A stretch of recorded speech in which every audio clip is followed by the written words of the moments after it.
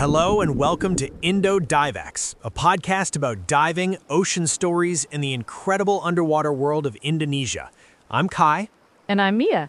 In this podcast, we explore marine life, diving adventures, and the magic of the Coral Triangle. Hey Mia, it is so good to be back in the studio, or rather our favorite little cafe corner, talking about one of my absolute favorite spots on the planet. I know exactly where you're going with this, Kai. We are heading to the land of smiling people, North Sulawesi. Spot on. Today, we're diving deep into the ultimate North Sulawesi duo, Bunaken National Park and the Lembeh Strait. These two spots are only about 50 kilometers apart, but honestly, Mia, they feel like they're on different planets. They really do. It's that classic big and blue versus small and weird comparison. If you're a diver, North Sulawesi is basically the dream ticket because you get the best of both worlds in one trip. Exactly. So let's start with the big and blue, Bunaken National Park. When most people dream of tropical diving, they're dreaming of Bunaken. It's famous for these massive vertical great walls of coral that just drop off into the deep blue abyss. Oh, those walls are legendary. You're just drifting along and the coral is so vibrant. Soft corals, sponges, and schools of red-toothed triggerfish everywhere. And let's not forget the turtles. I think I stopped counting after the 10th one on my last dive there. Right? You see green and hawksbill turtles almost every single time you go down. And the best part is how accessible it is. The water is usually crystal clear, visibility can be up to 35 meters, and the currents are often just a gentle push. It's perfect if you're a newer diver or just want a relaxing drift. It's definitely immediate gratification diving. You jump in and boom, it's a masterpiece. But then you take a short trip across the tip of Sulawesi to the Lembeh Strait, and everything changes. Welcome to the mecca of macro photography. If Bunaken is the grand ballroom, Lembeh is the secret laboratory. We're talking about muck diving. For those who haven't heard the term, muck diving might sound a bit, well, messy, but it's actually magical. Instead of colorful reefs, you're diving on dark volcanic sand and rubble. At first glance, you might think, wait, where is everything? But then your guide points something out and your mind is blown. Lembeh is home to the world's weirdest and most wonderful critters. We're talking hairy frogfish, the mimic octopus, flamboyant cuttlefish, and the incredibly beautiful but deadly blue-ringed octopus. And those guides in Lembeh, they are like wizards. I read about a guide named Andreas who could basically find critters on demand.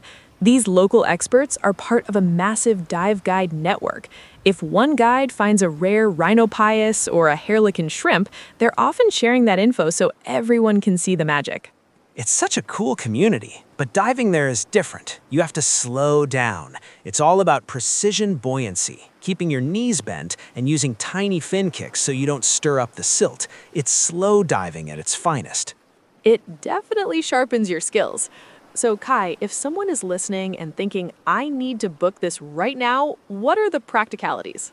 First, you'll fly into Manado. It's the gateway to the region. From there, it's about a 90-minute drive to resorts around Bitung for Lembeh, or a quick boat ride from Manado to the Bunaken Islands. And timing-wise, the dry season from May to October is generally the best for weather. But honestly, you can dive here year-round because the straits are quite sheltered.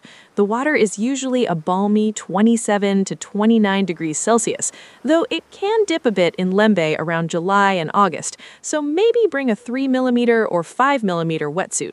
Great tip. Now, before we wrap up, I've got a mind-blowing ocean fact for this episode. Mia, have you ever heard of the Indonesian Throughflow? I've heard the name, but give me the details. It's this massive movement of water from the Pacific Ocean into the Indian Ocean. It's estimated to be about 20 to 22 sverdrups.